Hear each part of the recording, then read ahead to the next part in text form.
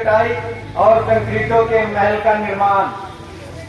आप लगातार बिल्डिंगें बना रहे हैं, वृक्षों की कटाई कर रहे हैं, इंडस्ट्रीज का निर्माण कर रहे हैं, वृक्षों की कटाई कर रहे हैं। आप कभी ये नहीं महसूस करते कि ये सांसें कहां से आती हैं, फल फूल वस्त्र कहां से आते हैं, जो पैसे आप गिनते हैं वो पैसे किस चीज से बनते हैं, कॉपी पेंसिल कहां से आती है, कभी आपने गौर से इस पे अमल नहीं किया है। इसके कारण आपने और हमने अंधाधुंध वृक्षों की कटाई की है। आज अनेकानेक प्रकार की बीमारियों से हम सभी को अवगत होना पड़ रहा है। पानी भी पीते हैं तो देख के पीते हैं, अगर एक कचरा निकलता है तो जिसने पानी दिया है दो बातें हम उन्हें सुना देते हैं। भोजन में एक बाल का टुकड़ा आ जाए या कोई और भी कुछ भी नजर आ जाए गंदगी, तो भोजन देने वाले को दो डांट हम देते हैं। वस्त्र गंदे नहीं पहनेंगे, भोजन गंदा नहीं करेंगे, पानी गंदा नहीं पिएंगे, लेकिन सांसें, ये साफ सांसें आप ले पा रहे हैं कि गंदा सांस ले रहे हैं, इसको देखने के लिए कोई भी टेलीस्कोप या वगैरह कोई भी वैज्ञानिक पद्धति भी नहीं है जिससे सांस जो जा रही है हमारे शरीर में, इसकी जांच हो सके कि हम शुद्ध सांस ले रहे हैं। और सांसों के शुद्धिकरण के लिए वृक्ष ही सबसे सहायक है। ये वृक्ष समय पर बारिश बुलाते हैं, मौसम चक्र को सुधारने का काम करते हैं, भोजन नहीं देते हैं, समय पर वर्षा, समय पर ठंडी और समय पे गर्मी। ये वृक्ष अगर होंगे तभी होंगे, अन्यथा इतना विषाक्त पर्यावरण में हमारी जो अभी परिस्थिति चल रही है कि उम्र का भी पड़ाव गिरता जा रहा है। पहले हर एक गांव में 100, 125, 150 वर्ष के व्यक्ति भी मिलते थे, आज से 30 साल 40 साल पहले, लेकिन अभी 55, 60, 65 जाते जाते हम सभी बूढ़े होते जा रहे हैं। इसका कारण क्या है?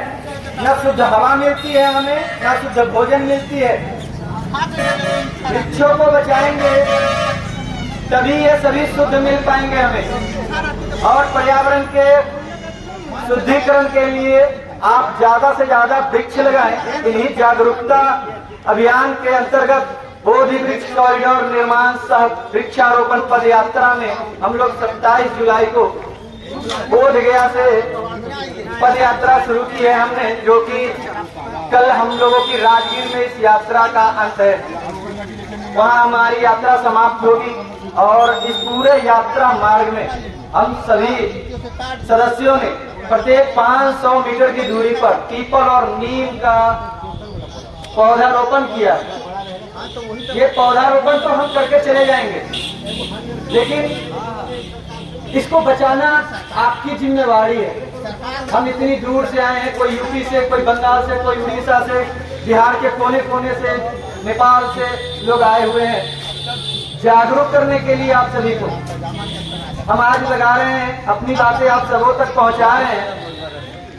तो इसका उद्देश्य यही है कि हम जो वृक्ष लगा रहे हैं उसे आप बचाएं। आपके यहाँ अगर पुराने वृक्षों की कटाई अगर हो रही है तो उसका कारण जानने की कोशिश करें। जरूरी हो तो काटें और नहीं जरूरत है तो ना काटें। अगर काटने की ज्यादा जरूरत है तो आप एक वृक्ष काट रहे हैं तो कम से कम 10 पौधे जरूर लगाएं, क्योंकि एक 100 वर्ष के वृक्ष जितना ऑक्सीजन मुझे दे पाते हैं हम सबों को, इतना छोटा पौधा नहीं दे पाएगा। इसको भी टाइम लगेगा। जब ये वृक्ष बनेंगे तभी कुछ देंगे। एक छोटा बच्चा समाज को क्या दे सकता है? कुछ नहीं दे सकता। ये छोटा बच्चा है। ये जब बड़ा वृक्ष बनेगा इनके तरह तभी समाज को कुछ दे पाएगा। तो इनको संरक्षण की भी आवश्यकता है। आप सभी की जिम्मेवारी है। हम तो पौधे आपको दे के चले जाएंगे, लगा के चले जाएंगे। आपके दरवाजे पर, आपके घर पर आए हैं इतनी दूर से, आपको बताने के इनसे हमको क्या क्या लाभ है सभी लोग जानते हैं, लेकिन अमल में नहीं लाते हैं। हम सबों ने इसके लिए बहुत प्रयास किया है। किसी ने 30 वर्ष से, किसी ने 35 वर्ष से, किसी ने 10 वर्ष से और किसी ने 5 वर्षों से, लेकिन सबने कुछ न कुछ प्रयास किया है। तो ये वृक्ष हरियाली रहेगी तो शुद्धता से शुद्ध भोजन, सब कुछ उपलब्ध हो पाएगा हम सबों को।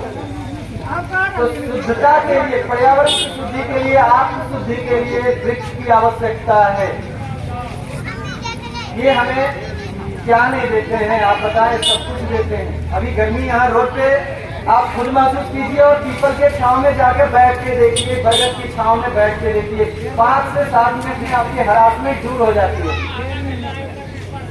कहीं भी कोई पत्ता नहीं हिलता है, पीपल का पत्ता हमेशा हिलते रहता है। और सबसे ज्यादा ऑक्सीजन हमें अगर कोई उपलब्ध करवाने वाला प्लांट है तो यही है। 1000 साल इसकी उम्र होती है।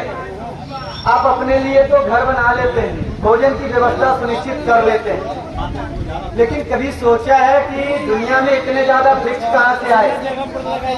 पक्षियों ने और जानवरों ने लगाए हैं। पर्यावरण प्रेमी सबसे बड़े वही होते हैं, उन्होंने इतने वृक्ष लगाए हैं तभी हम आज जीवित हैं।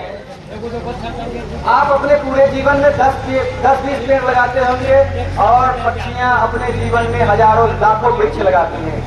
छोटा सा जानवर है गिलहरी, अपने पूरे लाइफ में लगभग 1 लाख वृक्षों का निर्माण करता है। सबसे ज्यादा भूलने वाला प्राणी होता है गिलहरी। और गिलहरी अपने भोजन करने के बाद जो बीज बच जाते हैं उन बीजों को मिट्टी में डाल देता है और कि जब हमें भोजन कहीं नहीं मिलेगा तो मैं इसे खा लूंगा। वो मिट्टी में दबा रहता है, लेकिन वो भूल जाता है। बारिश जब गिरती है जमीन पे तो वो बीज अंकुरित होकर पौधे बनते हैं। ये सभी जंगल हमने नहीं बनाए हैं, ये उन्होंने बनाए हैं। उनके लिए भोजन की व्यवस्था आपने कभी की है? यहाँ सैकड़ों लोग हैं, 10 लोग 5 लोग करते होंगे, लेकिन सब लोगों ने नहीं किया है।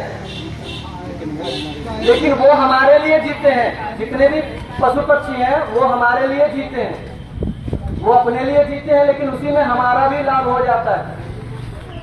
मनुष्य हैं, हम अपने लिए जीते हैं, पढ़ने लिखने ज्ञान लेने के बावजूद भी सिर्फ अपने लिए सोचते हैं, उनके लिए नहीं सोचते। उन्होंने दिया है शुद्ध पर्यावरण और हम लोगों ने इसे विषाक्त कर दिया खुद के स्वार्थ के लिए। आप मार्केट आते हैं, कपड़े का थैला नहीं लेके आते हैं। वह देखिए कपड़े का थैला हम लोग लेके यात्रा करते हैं। आप वहाँ मार्केट में जाते हैं, सब्जी वाले को बोलते हैं पॉलिथीन में दे दो, घर जाते हो पॉलिथीन को फेंक देते हैं। घर से कपड़े का झोला लेके निकलिए, पॉलिथीन का कम से कम यूज कीजिए, पर्यावरण शुद्धिकरण में बहुत मदद होती है। वृक्ष भी लगाइए, पौधे जब लगाते हैं तो उसको वृक्ष बनाइए, अन्यथा नहीं लगाइए। नर्सरी से पौधा लाइए उतना ही जितना आप लगा सके और वृक्ष बना सके, अन्यथा उस वृक्ष को नर्सरी में ही पलने दे, जिनको आवश्यकता होगी वो वहां से ले लेंगे। इन्हीं वाणी के साथ मैं अपने शब्दों को विराम देता हूँ, क्योंकि बहुत से वक्ता है हम लोगों के साथ, इनकी भी बातें सुनी जाए। धन्यवाद। अमित मकरंद, पीपल पदयात्री, वैशाली, बिहार, भारत।